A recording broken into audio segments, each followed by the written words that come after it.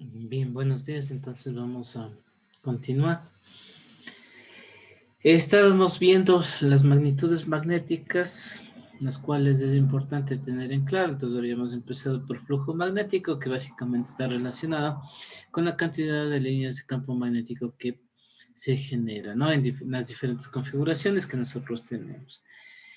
La unidad es el Weber, que habíamos mencionado para el sistema internacional, que es lo que vamos a utilizar. Asimismo, tenemos la densidad de flujo magnético, que era la cantidad de líneas que atraviesa ya un medio material, que si bien es cierto, en los casos anteriores nuestro medio material era el espacio que nos rodea, ¿no? Es decir, el aire o el vacío como tal. Entonces, en ese aspecto, nosotros consideramos le decíamos a B campo magnético como tal, que al final es lo mismo, ¿sí? Pero acá le decimos también como ya densidad de flujo magnético, campo magnético, que está dentro de un material. Porque como yo les decía, la final acá es como cuando nosotros hablamos de electricidad y cargas eléctricas que están en el espacio, claro, entre las dos interactúan y digamos hay fuerzas de atracción o de repulsión. Pero si el medio en el cual se desarrollan estas fuerzas no permite el movimiento de cargas, las mismas no se van a poder mover. Por eso es que para que se puedan mover las cargas hablamos de los conductores eléctricos. Acá decimos exactamente algo similar, que ahora las líneas básicamente son como que tienden a moverse a lo largo del espacio, ¿ya?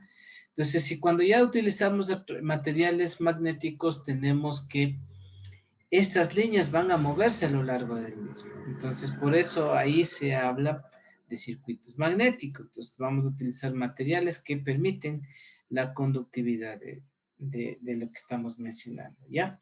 Entonces, obviamente, vamos a hablar bastante de esto más adelante. Ya la unidad aquí veíamos que es el famoso Tesla, ¿no?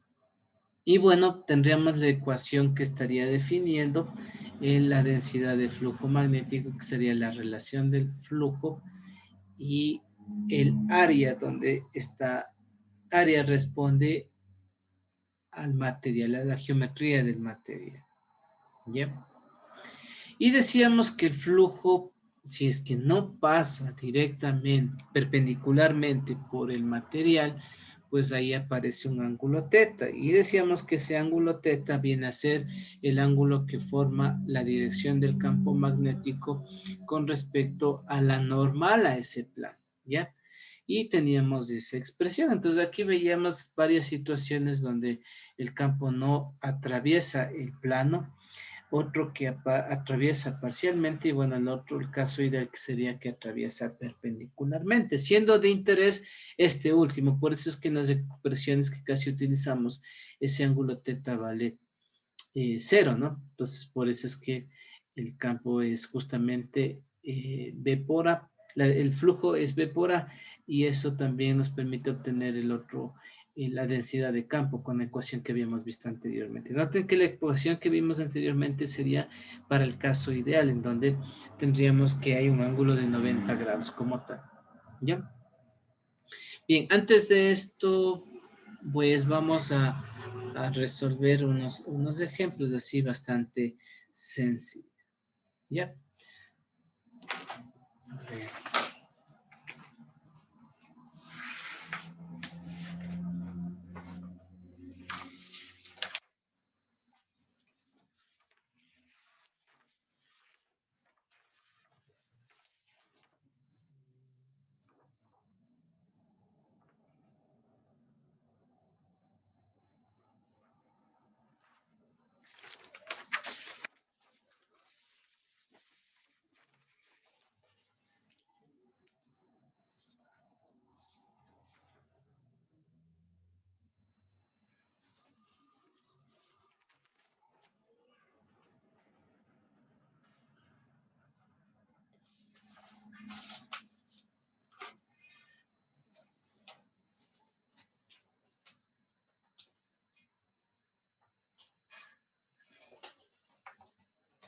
A ver, escriban este ejercicio, por favor. determinar el flujo, determinar la densidad de flujo magnético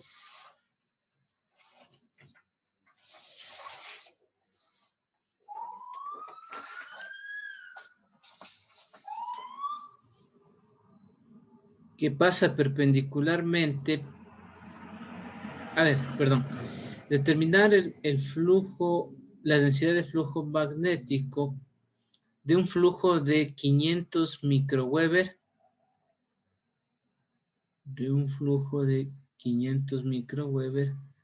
que pasa por un área perpendicularmente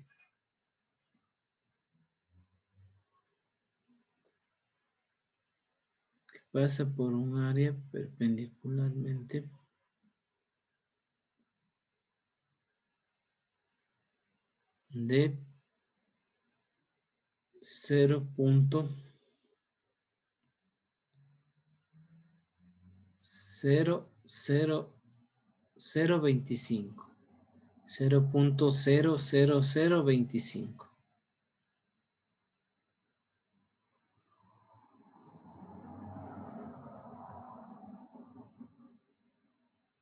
metros cuadrados.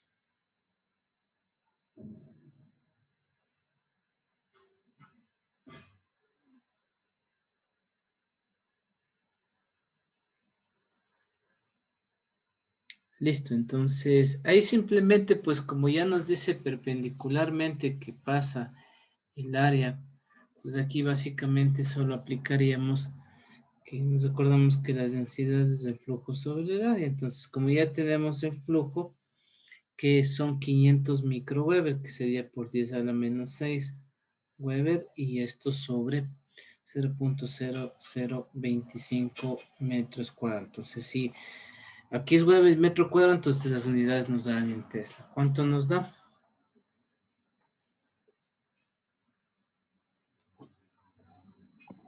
2 teslas. 2 Teslas. Ya, listo.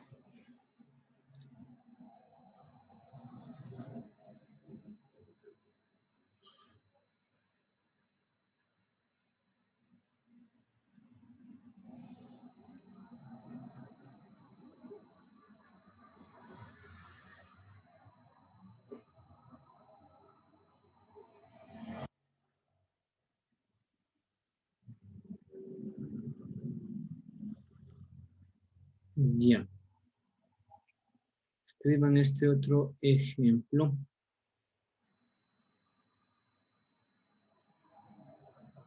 Determinar el flujo magnético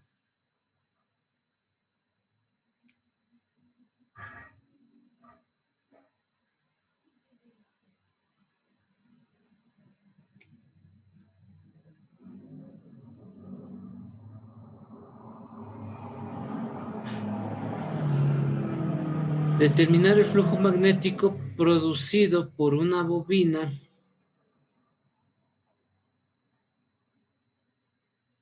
cuyo núcleo es de 25 centímetros cuadrados de superficie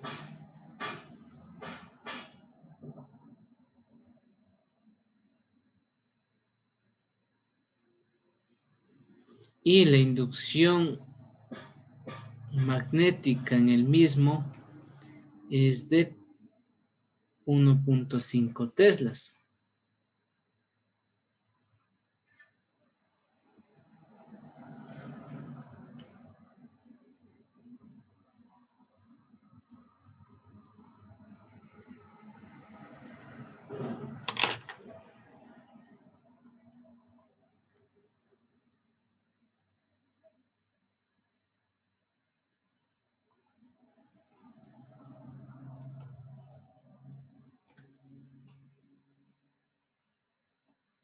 Igual ahí pues tendríamos,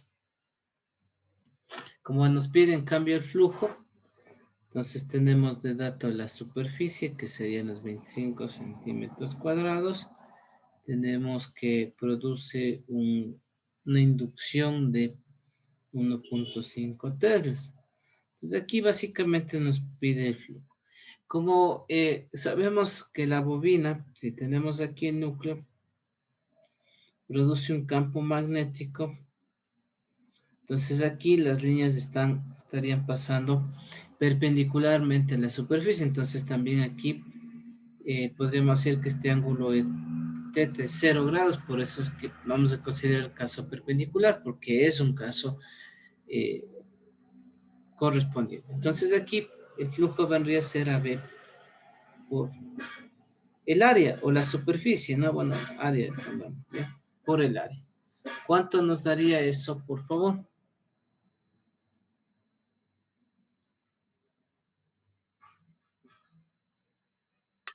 Inge, una consulta.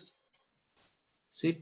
En este caso, el área debería estar en metros cuadrados o no, no hay Claro, problema. por eso digo, manejamos el sistema internacional, entonces claro, ahí les dan centímetros cuadrados, pero hay que transformar a metros cuadrados. Ya.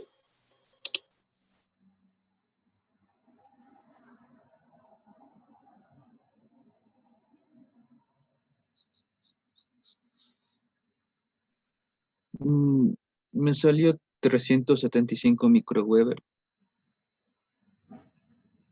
Y ya los demás, Sí, sí, está bien. 3.75 miliwatt. Eso. perfecto. ¿Alguna pregunta hasta ahí?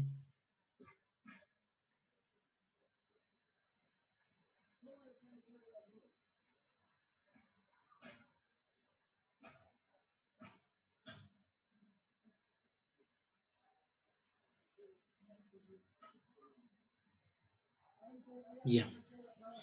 Vamos a hacer este otro ejercicio.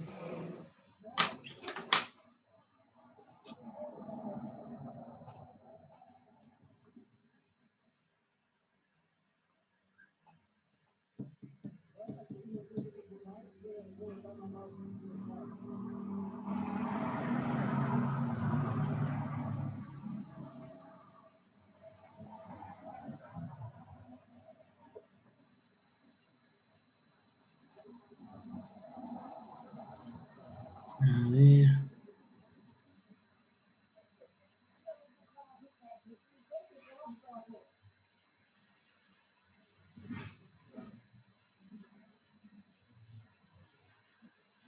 Ya. Considerando que en la configuración de la figura, considerando que en la configuración de la figura, la fuerza en kilopondios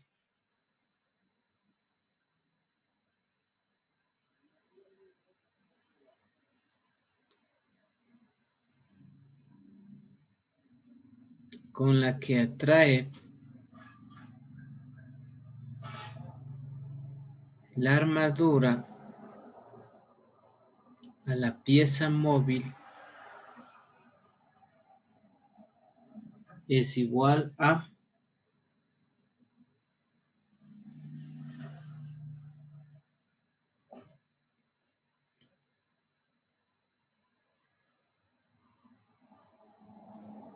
esta expresión que les estoy poniendo aquí. 45.000 por B cuadrado por S, donde B es la inducción magnética en el núcleo de la armadura,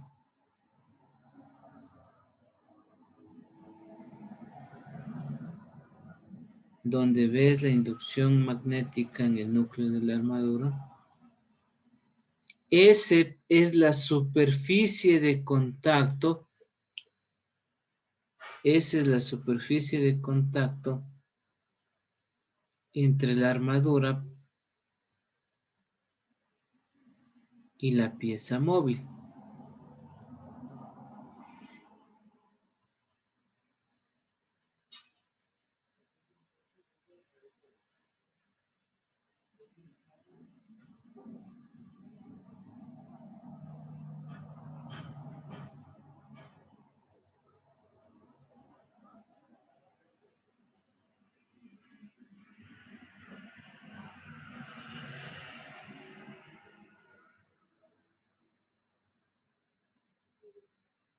punto seguido, determinar la fuerza en kilopondios, bueno, no, determinar la fuerza en newtons,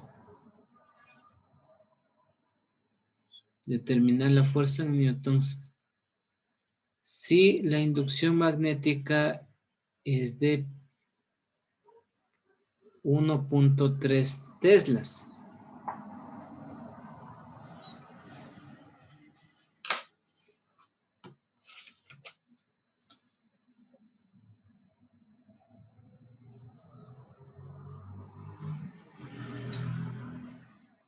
Entonces aquí les voy a dibujar.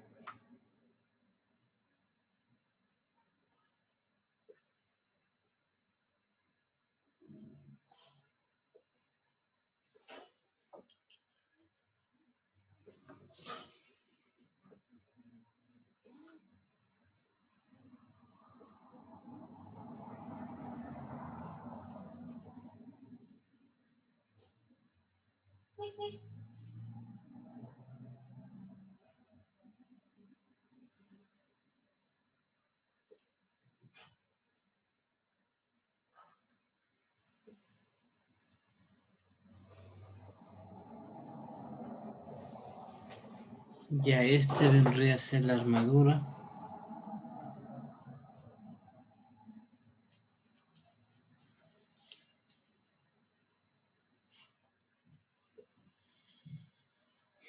Y acá pues les voy a dibujar el cuerpo móvil.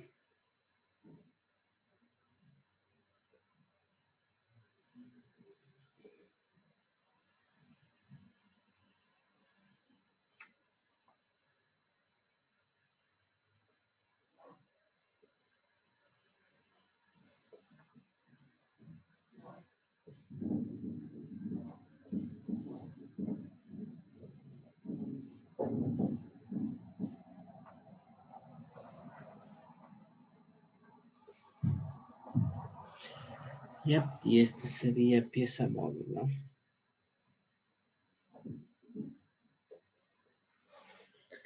Bien. Aquí estaría el devanado.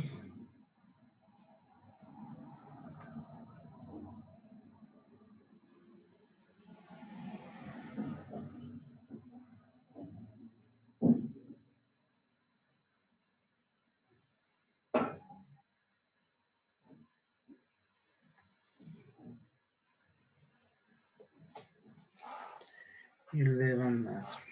Aquí le voy a poner las dimensiones.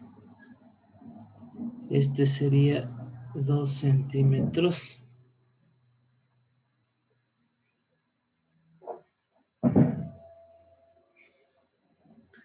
Este sería 16 centímetros.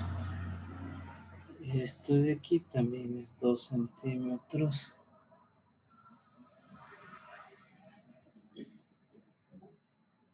Bueno, aquí nos dice que esta distancia, a ver,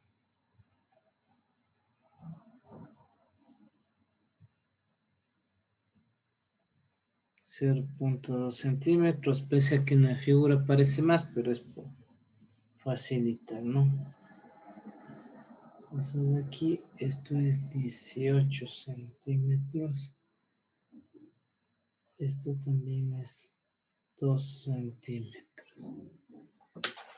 Ya está todo.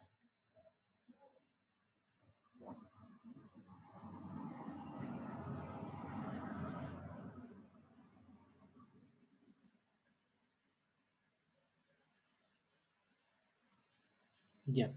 Entonces ahí tienen las medidas, las dimensiones del cuerpo. Tienen la expresión. Noten que aquí esto era en kiloponios, que es una unidad. Entonces lo que quiero en este momento es que me consulten a qué equivale un kilopondio en newtons, porque lo que les pido el resultado es en newtons, ¿ya? Por otro lado, noten esa expresión me permite calcular la fuerza con la que se atrae esta pieza móvil hacia esta armadura, ¿no? Este núcleo como tal. Que puede ser de algún mecanismo como lo que habíamos visto el caso de los contactores, por ejemplo, ¿ya? Entonces esto es atraído, entonces esto ya cierra circuitos por otro lado. Y entonces esa fuerza quiero que calculen cuando se producía 2.3 Tesla, lo que les dije, 1.3 Tesla, 1.3 Tesla, ¿ya? Entonces la fuerza con la que se atrae este cuerpo hacia acá.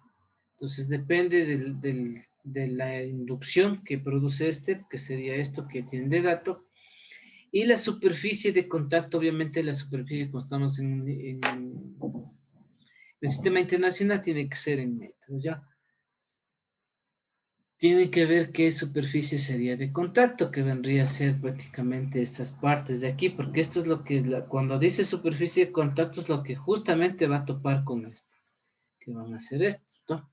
Entonces, en función de eso, determinen, por favor, la fuerza. Les doy unos 5 minutos, por favor, y consulten, como les digo, el tema del kilopondio newton para que transformen, porque aquí lo que van aplicando esta expresión van a calcular en kilopondios. Entonces, calculen qué es un kilopondio y la equivalencia con newtons y me expresan la fuerza en newton. ¿Ya? Listo, entonces tienen unos 5 minutos para hacer eso.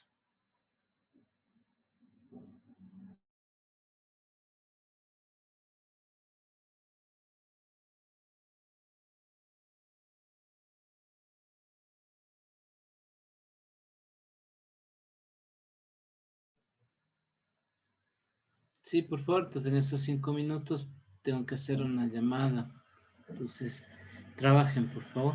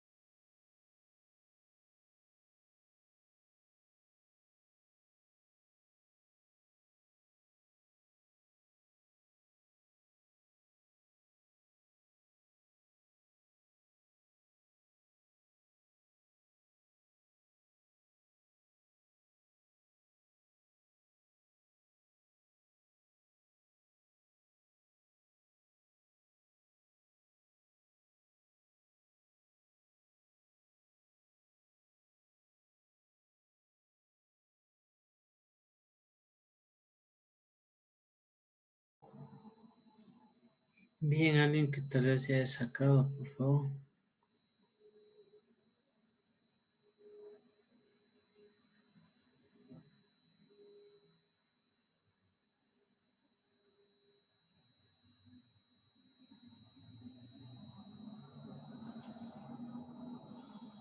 ¿Alguien?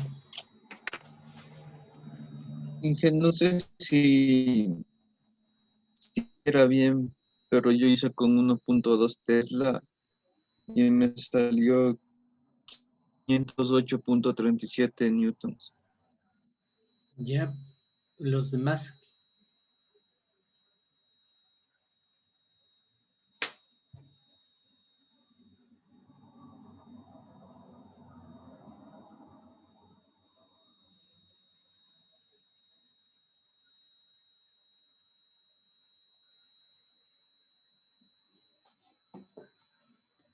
Los demás, por favor.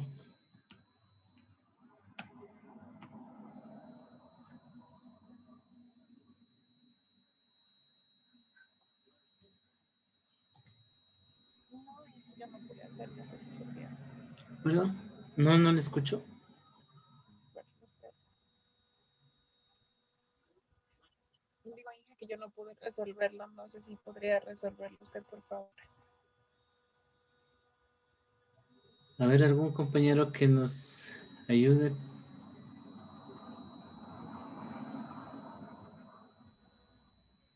Profe, también me salió 596,23.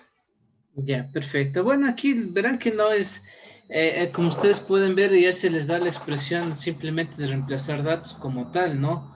Entonces aquí es 445.000 que multiplica b cuadrado, que les dije 1.3 o 1.2, no recuerdo. 1.3 era. No, 3. Ya está el cuadrado y la superficie de contacto. Entonces ahí ya les di dibujando, les dije hasta cuál es la superficie de contacto que vendría a ser esto de aquí. Entonces aquí sería 2 centímetros por 2 centímetros, ¿sí? Y tendría esta área. Como son 2 por 2, entonces aquí sería 2 por 2 por 2 y esto por 10 a la menos 4 para tener en metros cuadrados, que solo simplemente es conversión. Y listo, eso nada más había que hacer. Y bueno, un kilopondio, ¿a cuánto equivale en newtons? 9,80665. Ya, entonces aquí les va a dar la respuesta en kilopondios. Entonces esta respuesta multiplican por 987 y tendrían en newtons.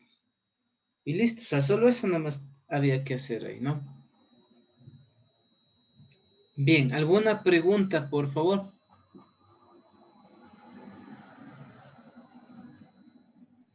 Inge, disculpe, ¿por qué le hace 2 por 2 por 2 por 2?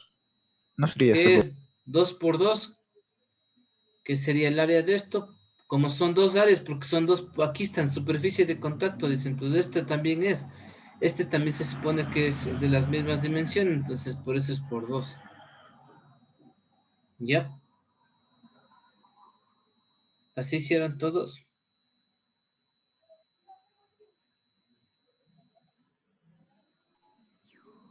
Sí. Listo.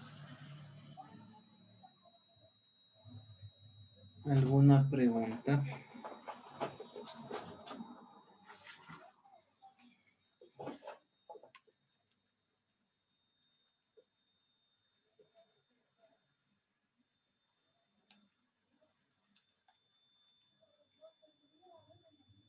Ya, entonces, aquí me da 60.84, calcularon aquí.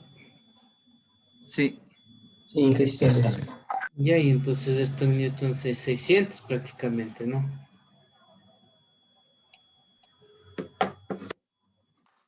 Listo.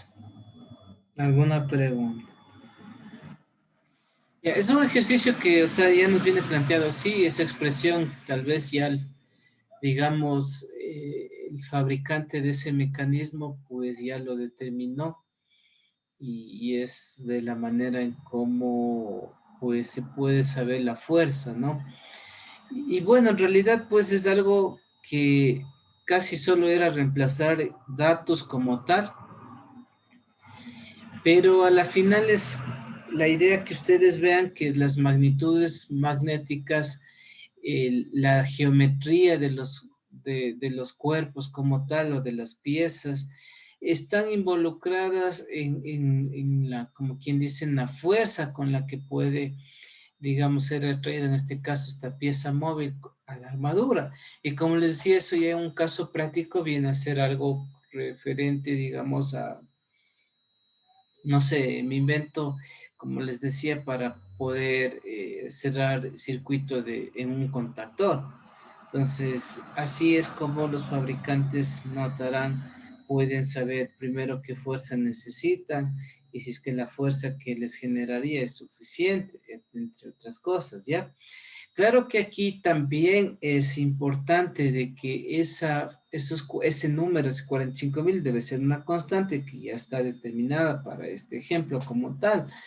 Pero ese 45.000 va a depender también de la corriente que va a circular en esta bobinita. Entonces, como tal, pues aquí la idea es que ustedes visualicen eso, ¿no? Que todo lo que de alguna manera estamos viendo puede ser utilizado en la parte práctica, como tal, ¿sí? Entonces, obviamente, ustedes haciendo este experimento, o sea, pueden ver que hay una fuerza de atracción de esa parte móvil hacia esa armadura, ¿no? Y podrían ahí, por ejemplo, hacer uso de esa fuerza y ese movimiento para algún fin específico, ¿ya? Entonces, esa constante, como digo, va a depender de la bobina, de la corriente que va a circular por la bobina, y también va a depender de esta distancia, de este 0.2 centímetros, ¿ya? Entonces, va a depender de esos aspectos, de esa constante. Como digo, esa constante en este caso ya nos da como tal ahí. Pero bueno, al final se podrían obtener estas expresiones, obviamente a nivel de análisis un poco más profundos como tal. Pero bueno, ahí como vemos, dependen de esos factores como tal, ¿no? Es decir, si la superficie de contacto es mucho más grande, entonces la fuerza también es mayor. Igual, si el campo es mayor, también obviamente la fuerza es mayor. Y claro, también va a depender de esa corriente, ¿no? Pero generalmente esa corriente ya está definida dependiendo de la bobina, o sea, de cuántas espiras tiene, el calibre y todo lo demás, como ustedes ya saben. Por eso digo, esa constante va a depender también de esas características, ¿ya? Perfecto. Vamos entonces ahora a ver, aquí puse como ampliación del concepto de permeabilidad magnética. Entonces habíamos mencionado de que la permeabilidad magnética era la capacidad de un material para dejar pasar las líneas de campo magnético, ¿ya? O las líneas de fuerza magnética, como ustedes. Tenemos la permeabilidad del vacío, que era el 4pi por 10 a la menos 7, ¿ya? Entonces, si es que ya tenemos un medio material que no es el vacío, entonces el nu sub 0 se debe sustituir por la permeabilidad absoluta, simplemente mu. Para ello se utilizan los datos tabulados de las permeabilidades relativas que tienen los diferentes materiales respecto al vacío. Como digo, estos datos están tabulados. Entonces ahí les dice la permeabilidad magnética, yo que sé, del acero es de cuánto respecto al vacío. Entonces generalmente la permeabilidad relativa puede ser un número entero, ¿sí? Entonces, si hablamos de los diferentes materiales magnéticos, en el caso de los materiales ferromagnéticos, las permeabilidades relativas son altas, como habíamos mencionado en una de las gráficas cuando analizamos justamente en un inicio este concepto, ¿ya? Entonces, esas permeabilidades, como digo, los ferromagnéticos es un valor alto, ¿ya? Entonces, para obtener la permeabilidad absoluta es la permeabilidad relativa por la permeabilidad del vacío. ¿Sí? Listo. Perfecto. Entonces, es importante eso, ¿no? Ya. ¿Tienen alguna pregunta?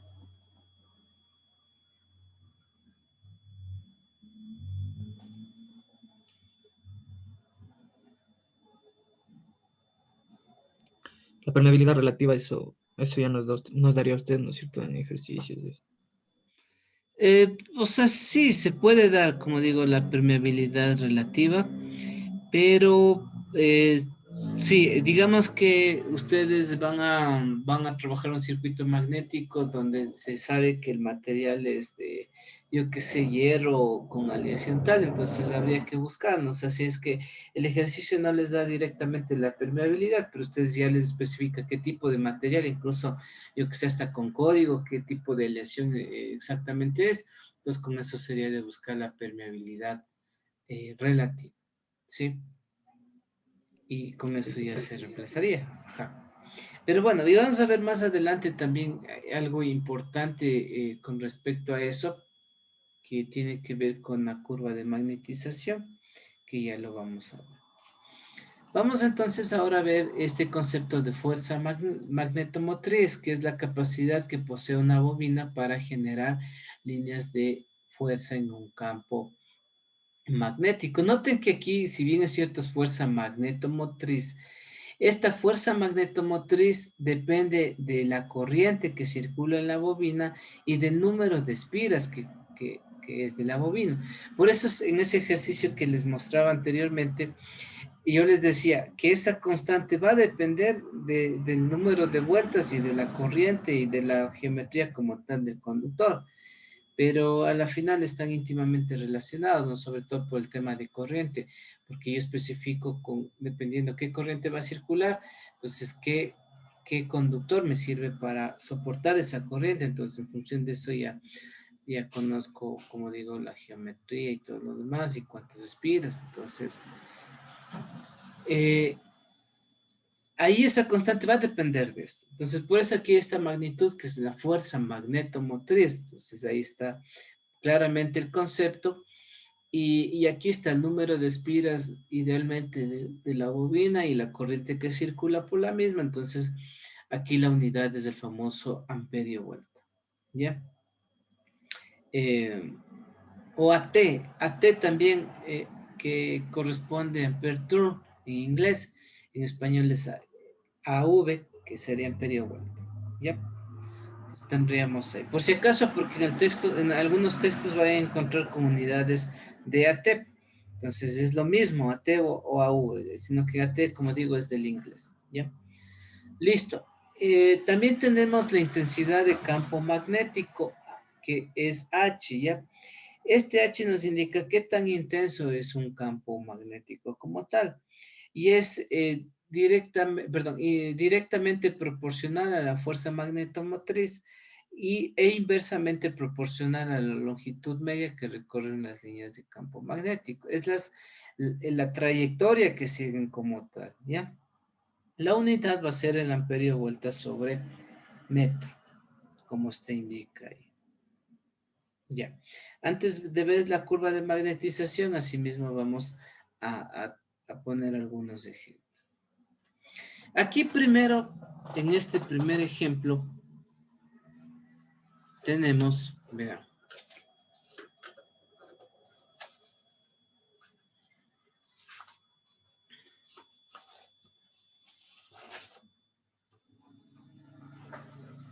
tenemos una situación.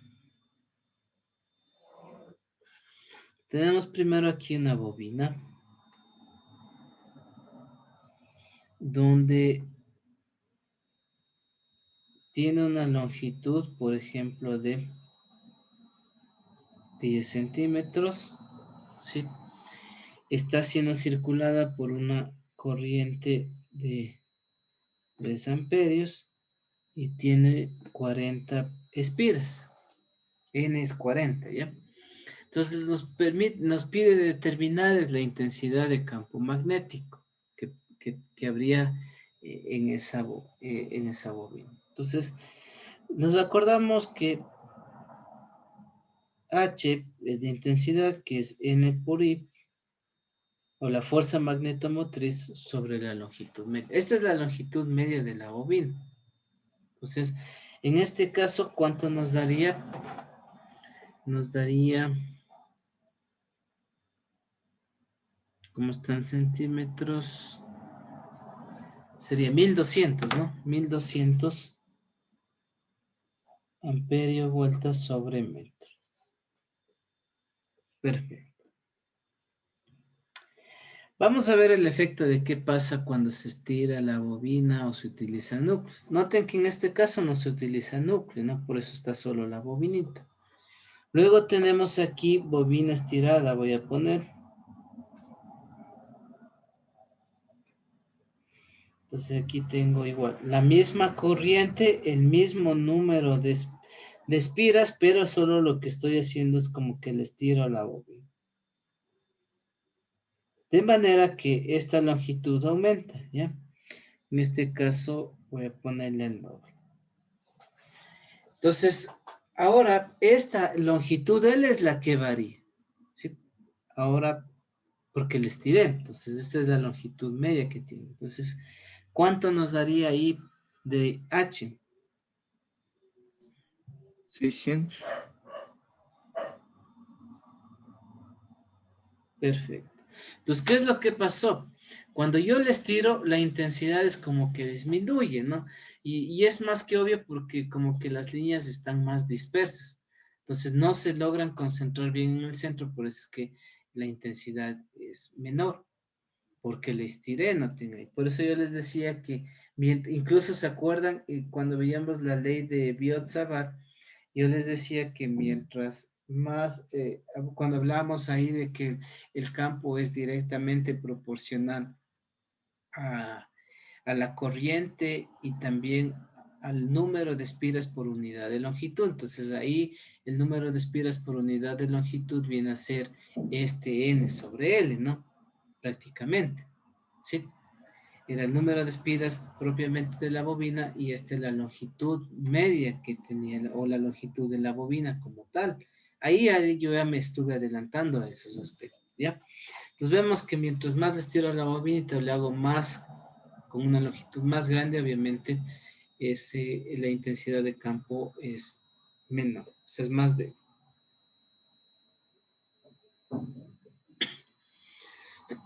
Bien. Luego vamos a considerar el caso de bobina más núcleo. Entonces igual la bobinita está circulándole 3 amperios y es de 40 vueltas. Entonces ahora tengo un núcleo. Y aquí está la bobinita. ¿Sí? Entonces cuando ya tenemos esta configuración, la longitud media viene a ser toda la longitud del material del cual está hecho el núcleo. Porque obviamente este núcleo va a ser un núcleo que tiene características de confinar las líneas que genera en este material. Por eso es que, obviamente, si hablamos de un pedazo de hierro o un pedazo de acero, ya sabemos que este material se va a magnetizar porque está sometido al campo magnético de esta. Entonces, todo esto es que se comporta como un imán. Por eso es que la longitud media ahora es todo esto de acá, ¿ya? Entonces, digamos que aquí es, yo que sé, 25 centímetros. Entonces, como la longitud media ya varió, entonces, ¿cuánto vale H?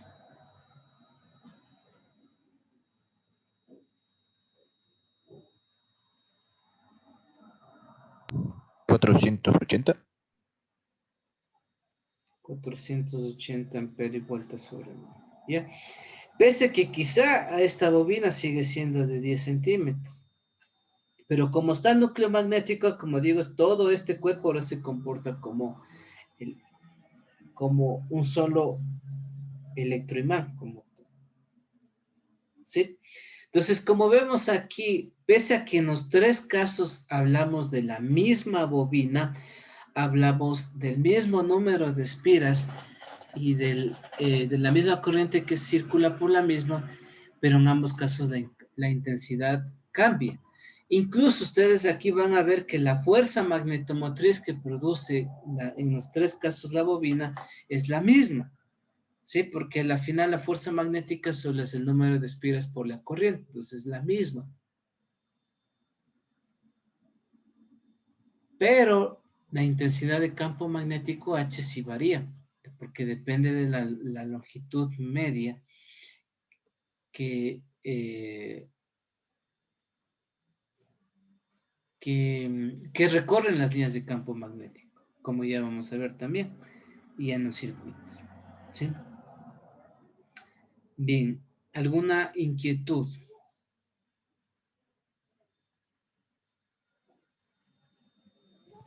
Sí, Inge, una pregunta. Claro. En el caso de bobina más núcleo, digamos, si el núcleo es un pedazo de hierro más grueso, eso también dependerá. O sea, para calcular el H. Ya. Básicamente, bueno, eso más adelante vamos a ver algunas cuestiones referentes a las pérdidas magnéticas que se llaman. Más o menos es algo así como en los conductores eléctricos, ¿no? O sea, las pérdidas que, o sea, obviamente, pese a que es un conductor de la electricidad, pero debido a que este conductor presenta cierta resistencia eléctrica, entonces hay pérdidas como tal, ¿ya? Entonces hay pérdidas como tal. Y obviamente las pérdidas, relacionando a lo que usted me pregunta, pues básicamente depende mucho de la geometría. O sea, mientras si usted dice es más grueso, es más largo, entonces todo eso va a afectar, ¿no es cierto?, a las pérdidas eléctricas. Acá pasa exactamente lo mismo, por eso hablamos de circuitos magnéticos que ya vamos a ver. Entonces acá pasa exactamente lo mismo, es decir, que mientras varía el núcleo, la geometría del núcleo, van a haber mayor o menores pérdidas. Claro que también depende de otras características del material, pero también podríamos decir así. Claro, siempre es más grueso o más delgado, claro, habrían mayor o menos pérdidas. Hablando de pérdidas, pero aquí vemos que la intensidad de campo básicamente depende mucho de la longitud media, ¿ya?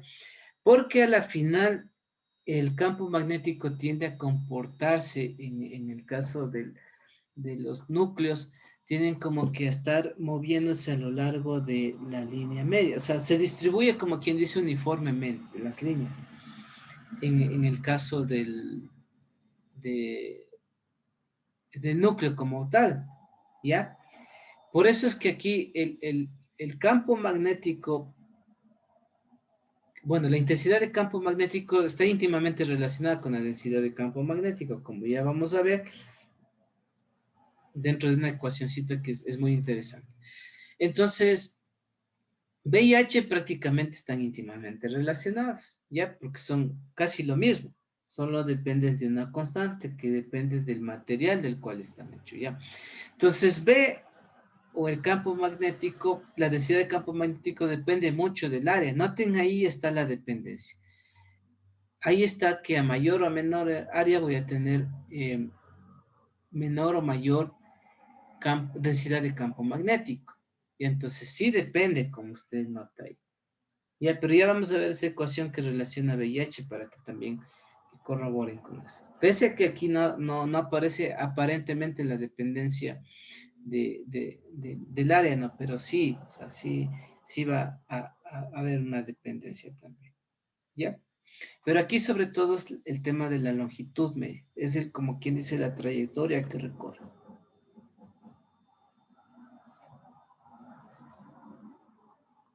Bien. Antes de eso, vamos a hacer así mismo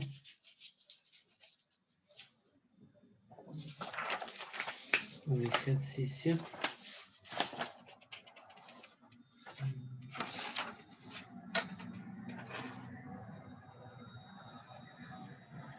Para que se entienda. Aquí también es como que me estoy adelantando un poco a circuitos magnéticos.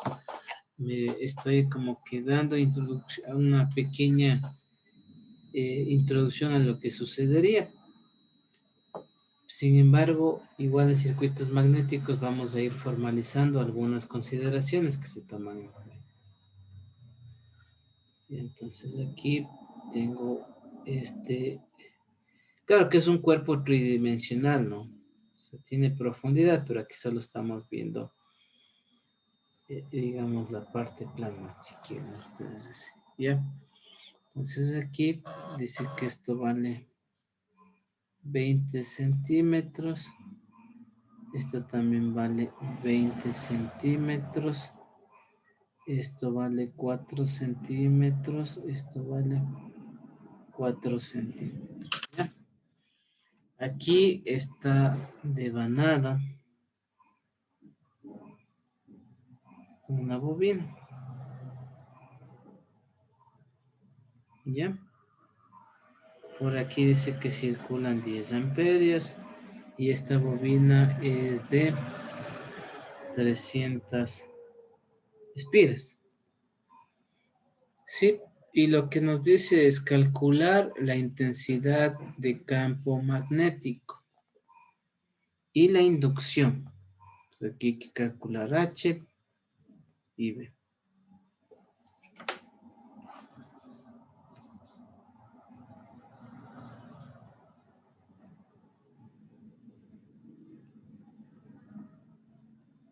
Ujú.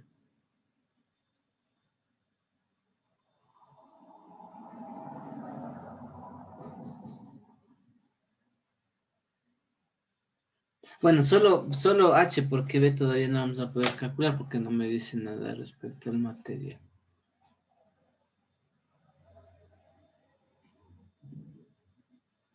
Eso ya lo vamos a ver. Necesitamos ver un poco más para poder hablar de eso.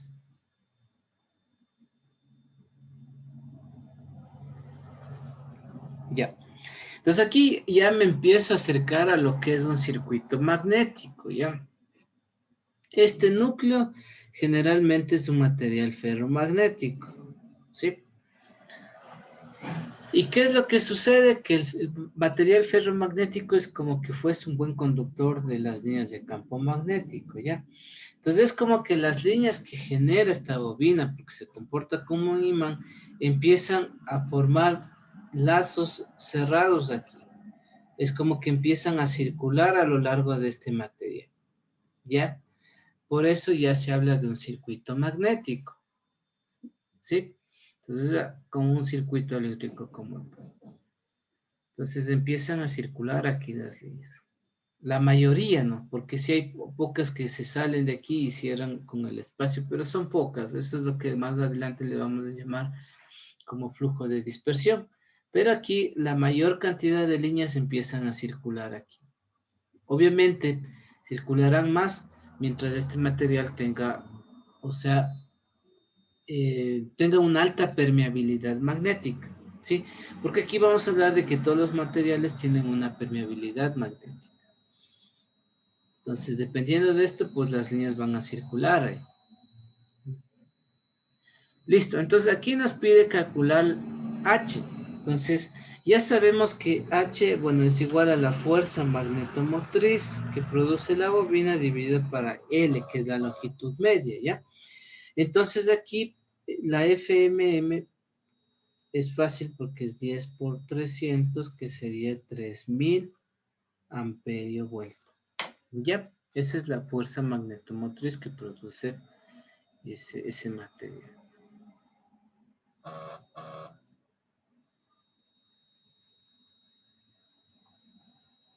¿Sí?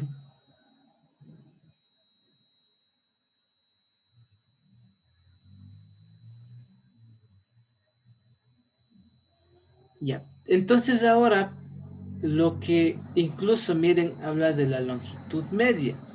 Sí, pero en circuitos magnéticos vamos a ver más adelante de que se asume como que aquí hay una longitud media. O sea, hay justo la trayectoria media. Vamos a explicar por qué consideramos esta trayectoria media.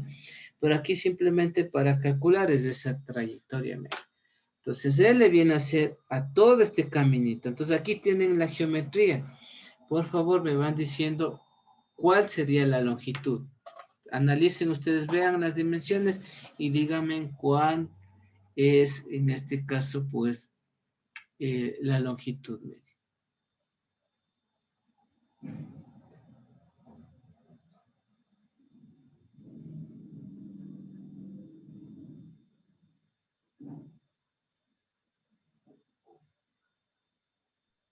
¿64?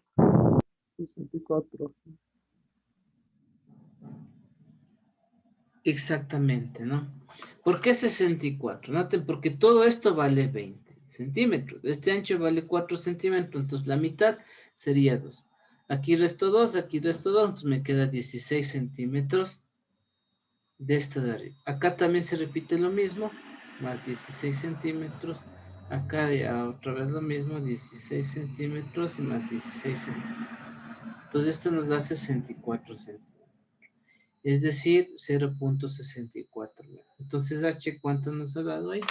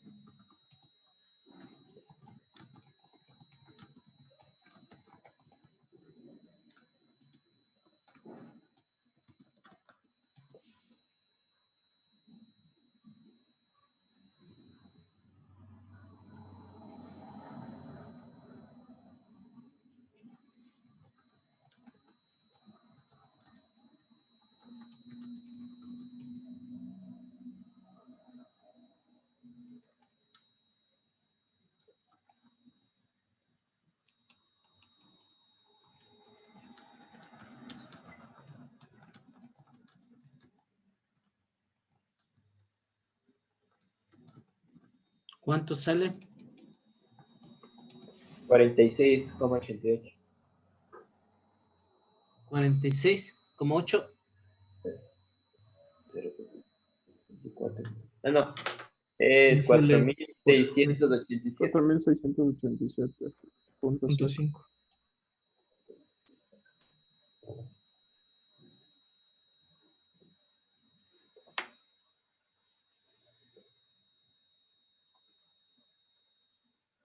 Perfecto. Entonces ahí tendríamos la intensidad de campo. Entonces aquí lo que, más allá de los resultados que obtenemos, lo que quiero que ustedes vayan viendo es qué es lo que pasa en estas configuraciones, donde vemos que ya las líneas de campo de flujo magnético van confinándose en un material. Es lo interesante. ¿Ya?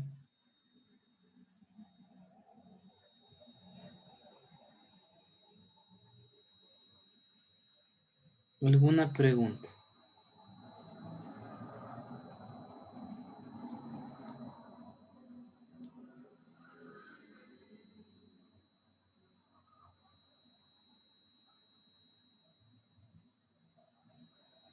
Bien, vamos entonces ahora a ver la curva de magnetización. De alguna manera nosotros hemos podido estar mencionando sobre todo qué pasa con los materiales magnéticos cuando son sometidos a campos magnéticos. En ese caso, ¿qué hemos dicho? Una palabra que hemos estado mencionando. ¿Qué pasa cuando un material ferromagnético le acerco un campo magnético? A más de lo que, claro, se atrae, obviamente. Pero, ¿qué es lo que hemos estado diciendo? ¿Qué pasa con el material? Se magnetiza. Exactamente, se magnetiza, ¿ya? Entonces, básicamente, aquí, con esta curva, permite como, primero, a ver, dice ahí, permite mostrar cuánta densidad de flujo se obtiene al aumentar el valor de la intensidad de campo. Esto es lo mismo decir que me permite ver cuánto se magnetiza un material, ¿ya? Cuando hablábamos de magnetizar, nos acordábamos de la teoría molecular, que decíamos que esas moléculas se tendían a orientar, ¿sí? Entonces, aquí esta curva, noten que aquí es como que me dice, me permite mostrar cuánta densidad de flujo se obtiene, es decir, cuánto campo magnético yo estoy generando en el interior del material, porque lo estoy magnetizando, cuando voy aumentando la intensidad de campo magnético que está relacionado esta intensidad de campo magnético sobre todo con la bobina, ¿ya? Entonces este está, digamos, relacionado con la bobina, o sea, con el campo magnético que produce la bobina. Entonces, yo estoy sometiéndole un campo magnético a la bobina, perdón, al núcleo o al material magnético, le estoy sometiendo a un campo magnético producido por la bobina, y este a su vez se va magnetizando y genera como un campo magnético en su interior. Entonces, a eso nos vamos aquí a visualizar. ¿Cuánto se está magnetizando el material? ¿Ya? Entonces, todos los materiales como tal presentan esta curva. ¿Ya? Entonces, por ejemplo, aquí está la curva como tal. ¿Ya? El material, miren, aquí incluso se grafica, es por eso también esta curva de magnetización es la famosa curva BH, que es la curva que presentan o que caracteriza la magnetización de los materiales, de cualquier material magnético. Claro, obviamente, hablando de materiales ferromagnéticos, porque claro, se puede caracterizar cualquier otro material, pero digamos que hablemos de un material no magnético, voy a ver que esa curva casi no se obtiene también, o sea, va a ser una curva casi en cero, porque ese material no se magnetiza. Sí, si hablamos de un material no magnético, como ser cualquier, yo que sé, un pedazo de plástico, madera, porque no es un material magnético. Entonces aquí generalmente esta curva es cuando hablamos de materiales magnéticos como tal. Entonces, primero vemos que el material está en cero, o sea, se magnetiza, perdón, está sin magnetización, y aumentamos H, es decir, aumentamos la corriente. Bueno, eso experimentalmente se obtiene algo así. Vamos aumentando la corriente de la bobina, es decir, aumentamos la intensidad H. Por eso incluso aquí este es proporcional a la corriente, es lo que vemos en la expresión, incluso la que habíamos visto, ¿ya? Entonces, aumenta H y vemos que B aumenta. Incluso aquí hay una región o zona lineal que se llama, porque aquí vemos de que casi aumenta directamente proporcional, ¿sí? Eso también depende del material, ¿no? Bueno, aquí esta es una gráfica para indicar esta curva, pero la curva siempre de todos los materiales tienen esta forma. Ya justo esta que estoy aquí señalando con rojo. Así, esta es la que estamos analizando, ¿ya? Esta otra ya voy a explicar cuál es. Entonces, esta es la que va subiendo. Entonces, conforme el material está siendo incidido por un campo magnético, se va magnetizando, ¿ya? Y luego llega hasta un punto de quiebre y a partir de este punto, o sea, esta zona de aquí, voy a ponerle con otro color esta zona de aquí. Miren, aquí sería como la zona de quiebre y de aquí, miren, ¿qué pasa con la curva? Casi se vuelve una línea constante, ¿ya? Y esto aquí es la famosa zona de saturación. ¿Y eso qué quiere decir? Que por más que aumenten el campo magnético en el material ya no puede magnetizarse. ¿Y por qué? Y eso lo podemos, digamos, entender desde el punto de vista que habíamos mencionado de la teoría molecular. Si hablamos de que, claro, conforme yo le voy incidiendo un campo magnético, esas moléculas se van orientando. Ya, pero ¿por qué hablamos de que el material se satura? Es decir, que por más intensidad que ustedes ya le mandan, ya no se satura, o sea, la magnetización, la densidad de campo magnético ya no aumenta, o sea, ya siempre ya va a permanecer como un valor constante. Eso se debe porque obviamente es como que ya todas las moléculas magnéticas del material quedaron orientadas, entonces ya no tienden a donde más orientarse, pues que el material ya no puede seguirse magnetizando, ya se satura como tal. Entonces, eso es importante que ustedes entiendan, ¿sí? Que en un principio, claro, el material, conforme ustedes aumentan la intensidad de campo, el material se va a magnetizar. Llega un punto en donde ya no se magnetiza de manera proporcional a la corriente o a la intensidad de campo magnético. Y el material ya no se magnetiza porque ya sus moléculas quedaron, como quien dice, ya quedan orientadas, ¿no? Entonces ya no tienen, o sea, ya todas están perfectamente orientadas, entonces ya por eso, como digo, ya no puede magnetizarse como tal, ¿sí? Eso hablando desde el punto de vista de los materiales, ¿ya? ¿Se entendió esa parte que les explicaba? Es importante porque obviamente es lo que sucede y esta curva es la que aparece, por eso es que esta curva aparece en todas las máquinas eléctricas que vamos a analizar. ¿Ya? ¿Alguna pregunta?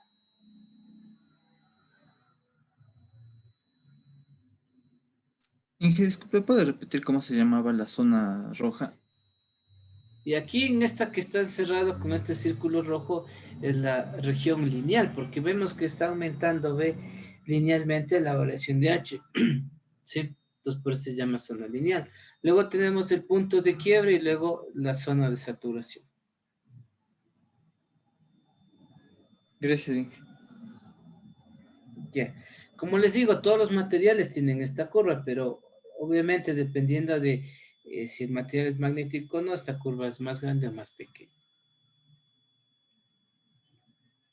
Entonces es importante caracterizar, o sea, la forma es la que se obtienen en todos los materiales, pero obviamente los valores máximos de saturación, dónde está la región lineal, todos estos valores que habría aquí en estos ejes, pues dependen del tipo de material. Pero la forma sí se va a ver que en todos los materiales es prácticamente una forma muy similar. ¿Sí?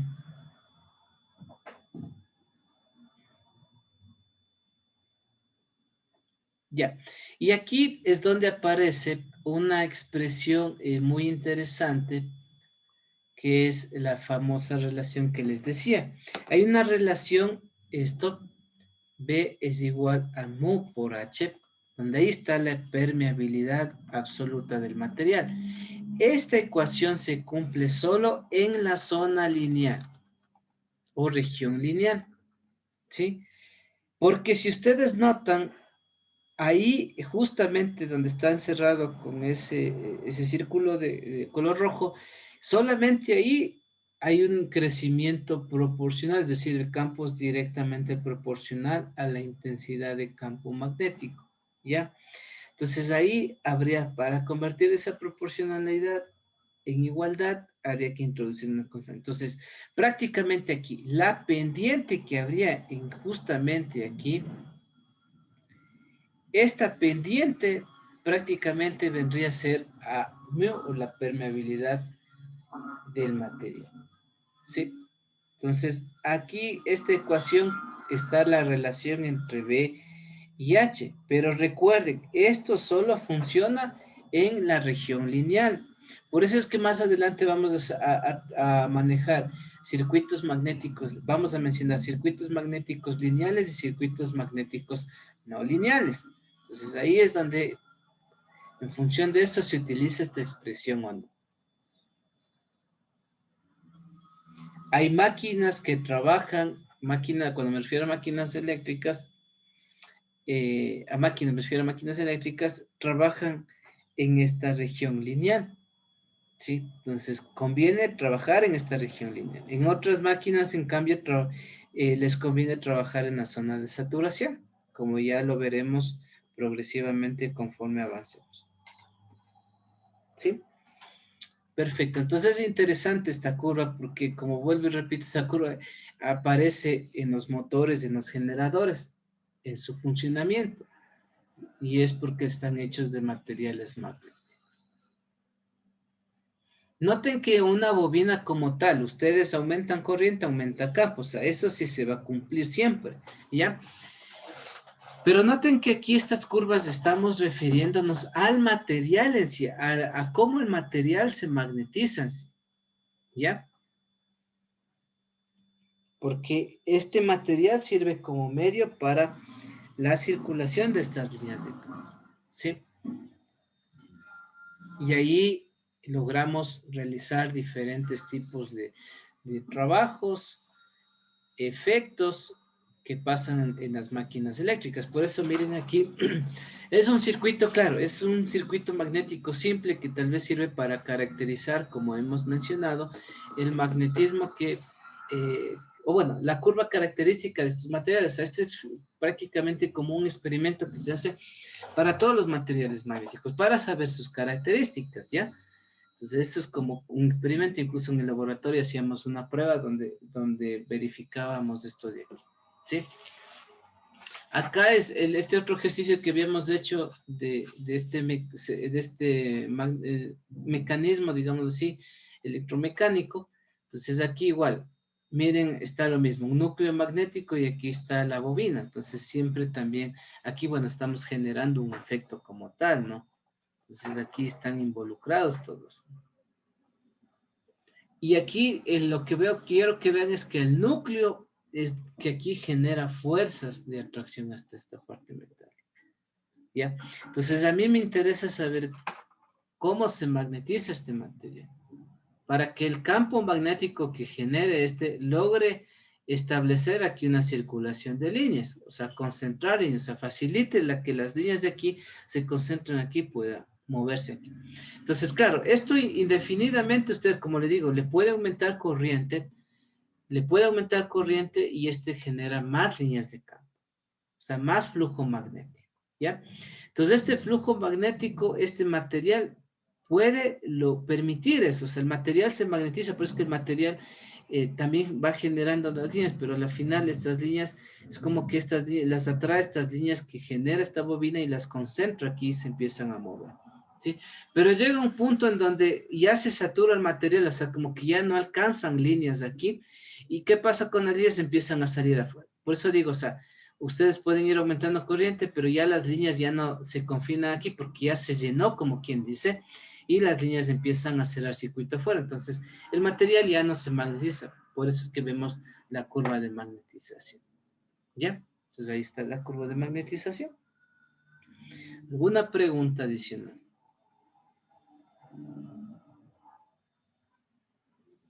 Listo, entonces recuerden que esta relación entre B y H solo funcionan cuando cuando estamos en una región lineal, ¿sí? Ahora, ¿qué pasa cuando yo quito en este caso el campo magnético o en este caso la bobina, la desconecto de la energía y ya no produce campo magnético? ¿Qué pasa con el magnetismo del material? Como ya sabemos, las moléculas tienden a regresar a su posición original. Dependiendo del tipo de material, ¿sí? Mantiene, como habíamos visto, mantiene esos efectos magnéticos. Y eso quiere decir en esta gráfica que cuando yo desconecto del punto C al punto D, es como que, claro, el magnetismo del material disminuye, pero aparece lo que se conoce como flujo residual, esto básicamente representa el campo magnético residual que se queda en el material, o sea, que queda magnetizado, lo que habíamos hecho incluso con el experimento de clavito, que queda magnetizado, ¿ya?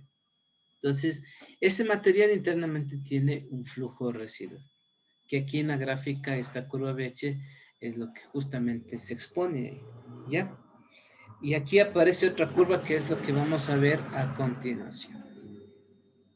Ahí está, por ejemplo, una gráfica para dos tipos de material. En un caso es hierro dulce, hierro dulce 1 y hierro dulce 2. Entonces vemos que las curvas, la forma tiene similares. Claro, lo que varían es lo que los puntos de quiebre, las zonas lineales, las zonas de saturación están en otros valores, son más pronunciadas, menos pronunciadas. Por ejemplo, aquí miren, el hierro dulce 2, miren ahí, se puede ver exactamente una región prácticamente lineal. Entonces, en esa región, la permeabilidad magnética va a ser constante. Miren al contrario en el hierro dulce 1, la curva, miren la región lineal es más pequeña incluso, y incluso ese material se magnetiza en menor cantidad con relación al hierro dulce 2. Entonces, así es como ustedes tienen que, de alguna manera, tener en cuenta el material del cual están hechos los circuitos magnéticos de las máquinas para saber cómo sería su comportamiento.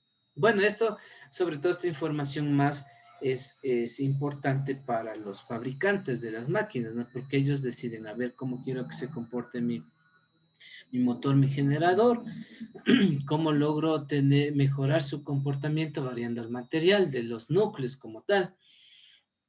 Entonces ahí pues ellos manejan esta información bastante, ¿no? Pero aquí lo que quiero hacer notar que es una información muy importante, que uno puede saber cómo se magnetiza el material como tal.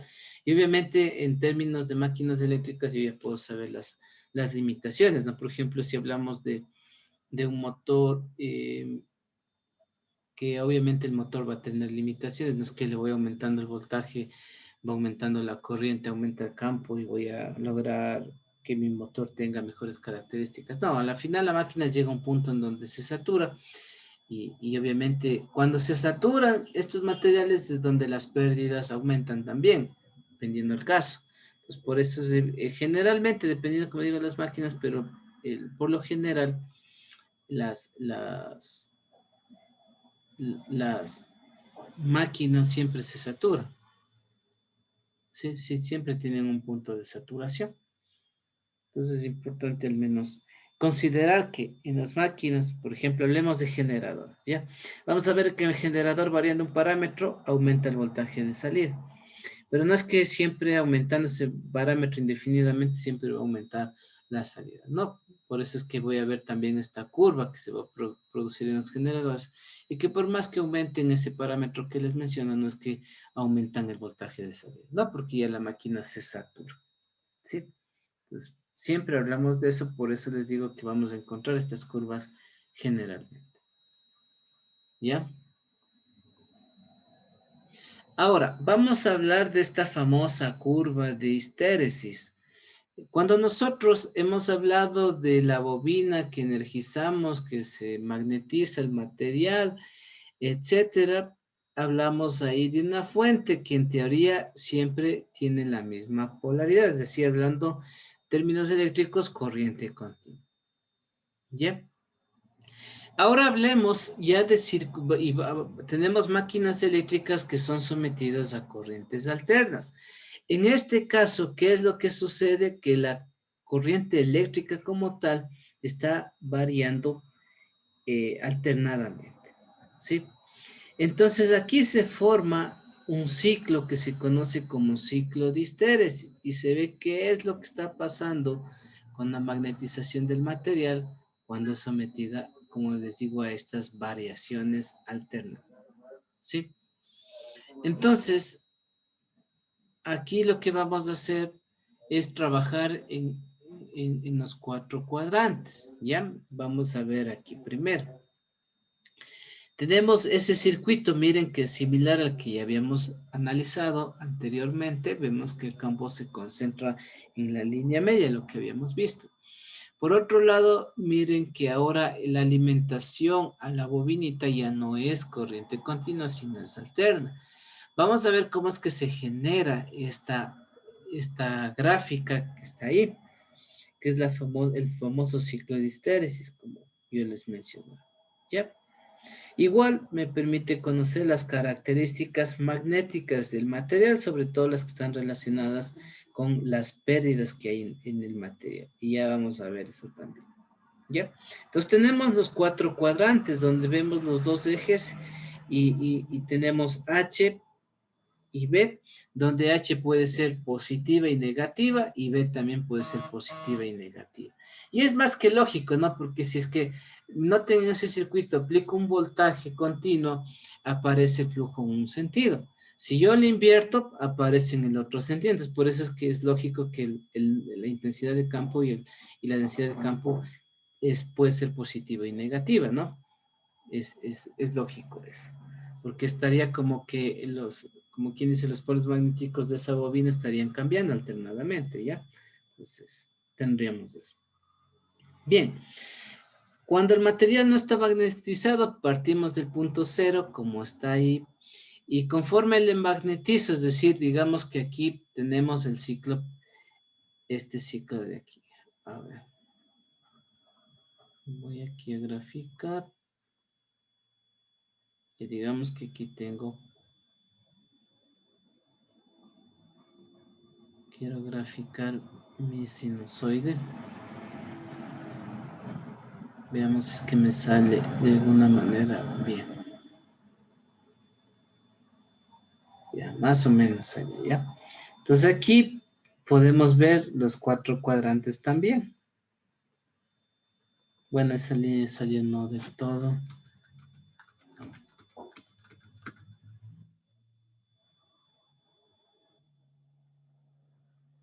Ahí tendríamos los 4 cuadrantes, ¿no? También. Y bueno, primero vamos a considerar, voy a ir dibujando, este ciclo positivo, donde la corriente empieza a aumentar con esta dirección, ¿no? O sea, empieza a aumentar, como quien dice, con una polaridad. Entonces, como la corriente empieza a aumentar, ¿qué pasa con la intensidad de campo? También aumenta y por ende vamos a ver que el material se magnetiza hasta llegar a este punto donde, si bien la corriente eléctrica llega a un punto máximo, ¿sí? Al pico, la amplitud de esa señal, y acá también veríamos que el magnetismo llegaría a un punto máximo, siempre y cuando no se sature, ¿no? Pero aquí veríamos eso, ¿de? Porque generalmente la corriente que se aplica es de tal manera que se puede obtener esta curva, porque claro, puedo ponerle una corriente más grande, pero ya vería que se magnetiza, ¿no? Y aquí simplemente vería como unas líneas, algo así. Sí, lo mismo acá abajo, pero bueno, estoy diciendo que simplemente no vamos a considerar justamente para obtener esto, ¿no? A partir de este, tengo, o sea, justamente una corriente para producir este punto ya de quiebre para entrar a la zona de saturación. Entonces justo pongo una corriente para llegar a este punto. Y pum. Listo. Y el material se magnetiza, ¿ya? Luego miren que la corriente empieza a disminuir. Es como que el campo magnético de la bobina empieza a ser más débil. Entonces, ¿qué es lo que pasa con el campo magnético? Empieza a disminuir del material porque sus moléculas tienden a ubicarse. Pero, sorpresa, con la corriente llegué a cero, pero el material, miren aquí, no, el magnetismo del material no llegó a cero porque ya habíamos mencionado anteriormente que queda magnetizado. ¿Ya? Perfecto. Luego, ¿qué es lo que sucede? Que el campo magnético, perdón, la corriente eléctrica se invierte, es decir, el campo magnético, la intensidad de campo magnético se vuelve negativa, por eso es que ya paso a este cuadrante de acá, y yo ya le estoy obligando al material a que su densidad o su flujo se haga cero. O sea, es como que le invierto y les estoy eliminando esas líneas que quedaron ahí residuales. Por eso es que conforme voy bajando, la corriente cambia de sentido, entonces el campo se hace cero, y luego igual, sigo aumentando hasta llegar aquí al punto máximo, y aquí también llegará hasta el B máximo, que sería este punto acá abajo, en este otro cuadrante, ¿sí? Y tendríamos eso. Luego, asimismo, disminuyo la corriente negativamente y el campo también disminuye, pero se hace cero aquí, se hace cero, pero aquí queda un flujo residual, en este caso negativo. Y otra vez se repite el ciclo y aquí voy a ver que otra vez le magnetizo hasta este punto máximo. Y se vuelve a repetir el ciclo de la corriente alterna y aparece esta curva aquí, como ustedes ven en el caso curva B, ya en los 4 cuadrantes. Y miren, ahí se vuelve, ¿no? Entonces aquí se puede de alguna manera mencionar de que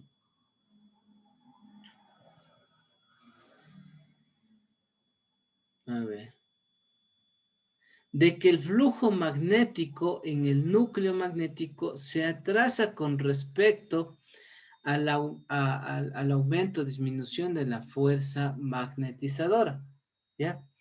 Y es lo que estamos viendo, por eso es que justamente cuando la corriente empezaba a disminuir del punto máximo hacia cero, veíamos que claro, quedó un flujo residual, o sea, se atrasó, no se hizo cero el campo, ¿ya?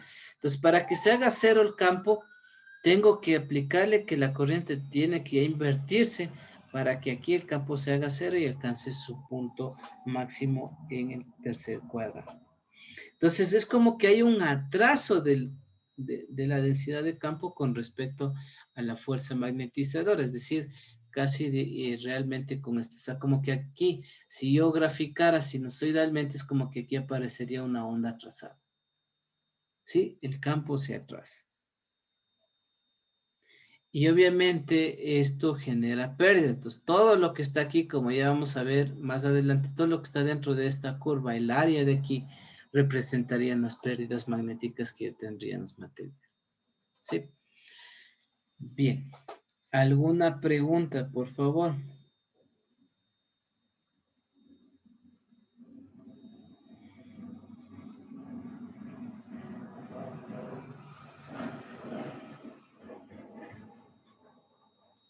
Bien, entonces por eso aquí, como vamos a mencionar rapidito,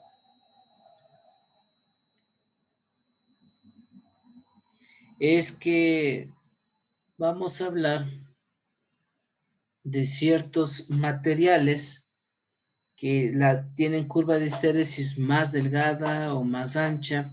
Y como yo les decía, el ciclo de histéresis se puede considerar como las pérdidas magnéticas que habría en el material. Por lo cuanto mayor sea este ciclo o el área de esta curva, mayores serán las pérdidas que habrían por histéresis.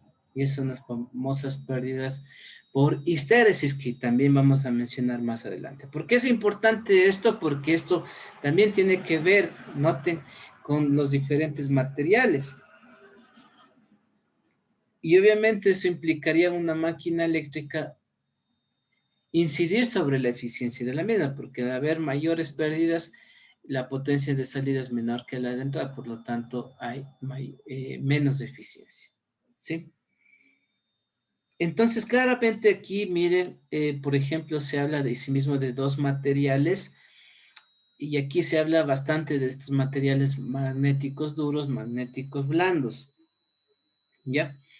Entonces, los materiales ferromagnéticos duros son aquellos que tienen esta área o este ciclo de histéresis ancha, ¿no? Y por ende aquí van a haber mayores pérdidas. Mientras que en los materiales ferromagnéticos blandos la curva es más delgada. Y aquí pues es como dice ahí, es ideal para trabajar en máquinas de corriente alterna. Porque las pérdidas por histéresis son pequeñas, es bastante pequeña, ¿no? En comparación, miren, a los magnéticos duros. Entonces, los magnéticos blandos tienen menores pérdidas y son ideales para máquinas de corriente alterna. Obviamente, por ejemplo, materiales ferromagnéticos duros se podrían utilizar en máquinas de corriente continua, porque ahí la corriente siempre tiene una misma dirección, digamos. ¿Sí? ¿Alguna pregunta aquí?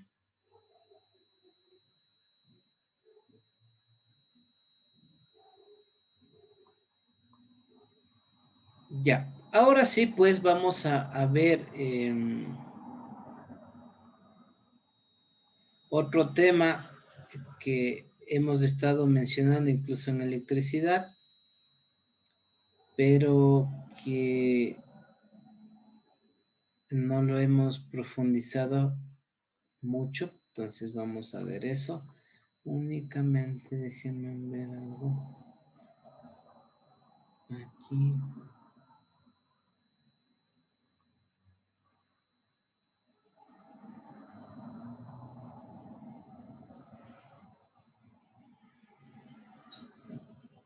Ya, para lo cual van a tener que hacer la actividad 4. Déjenme ver si está en el aula virtual.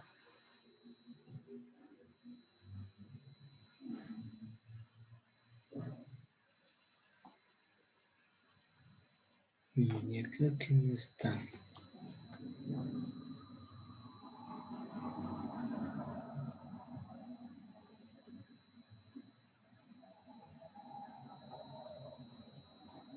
Ya les acabo de activar perdón, les acabo de activar la actividad 4, ¿ya? Para que puedan trabajar eso. Ya les activo igual en el link para que puedan subir eso hoy. A ver. 30.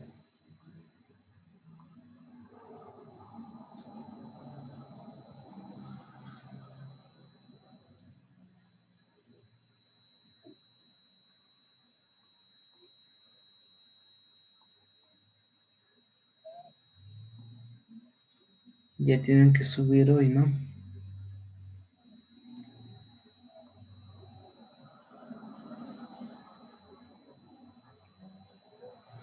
Perfecto, listo. Entonces, van a trabajar eso y de ahí, pues ya nos quedaría para la próxima clase, empezaríamos con este tema de inducción electromagnética, ¿ya? Entonces, bueno, es importante ver esto porque también son conceptos que nos van a servir más adelante. Y con eso prácticamente acabaríamos lo que son fundamentos para empezar a ver circuitos magnéticos y luego pues ya analizar máquinas eléctricas. Entonces, creo que en tiempo estamos bien, estamos bastante bien. Sin embargo, porque claro, y aquí vemos inducción electromagnética, creo que la próxima clase estaríamos acabando eso y de ahí empezaríamos a ver circuitos magnéticos, que ya eso sería la parte final de esta unidad. Entonces, recuerden que cada unidad va a una evaluación, entonces ahí tendríamos una evaluación, aún no definiríamos fecha, yo ya les estaría comunicando eso, ¿ya? ¿Qué más? A ver, con ustedes todavía no hemos definido el proyecto, yo ya en esta semana estoy definiendo sus temas para poder trabajar en esto del proyecto, sobre todo por el tiempo, que hagan un buen trabajo. Eso, ¿qué más? Y de ahí pues ya empezaríamos luego, espero este bimestre acabar hasta transformadores, que son los dos temas más grandes. Lo de motores y generadores de corriente continua es mucho más rápido, se suele avanzar, ¿ya? Entonces, creo que en tiempo, como digo, estamos bien, porque sí creo que estaría acabando hasta este bimestre, sobre todo la parte de transformadores, yo pienso que sí acabaríamos. Ahora, es importante también ahora mencionarles de que, claro, lo que habíamos dicho que tal vez dejemos al último las prácticas y todo eso, pero si es que vamos bien en tiempos, yo lo que estoy proponiendo es, a ver, si ya logramos acabar hasta antes del primer bimestre todo lo de transformadores, que son los dos, o sea, las dos unidades primeras, haríamos, yo que sé, si nos queda una semana, haríamos ahí unas 2 o 3 prácticas, que ya con eso, pues, o si avanzamos a hacer más prácticas, mucho mejor, con eso ya vamos cubriendo y tendríamos también la parte del componente práctico, ¿ya? Entonces yo pienso, como digo, esta semana, creo, a ver, hasta la próxima semana ya acabaríamos con todo de circuitos magnéticos y con eso se tomaría una evaluación que podría ser de hoy en 15 y ya estaríamos listos con este tema. De ahí transformadores, también voy a tratar de avanzar lo mejor que pueda, o sea, con un ritmo bastante, como hemos estado hasta ahora, que está bien. Entonces, por eso es importante que ustedes me vayan siguiendo a mi ritmo, pregunten cualquier cosa, estudien también, revisen las diapositivas que igual están en la carpeta. Entonces, por favor, trabajen en el tiempo que les queda en cuanto al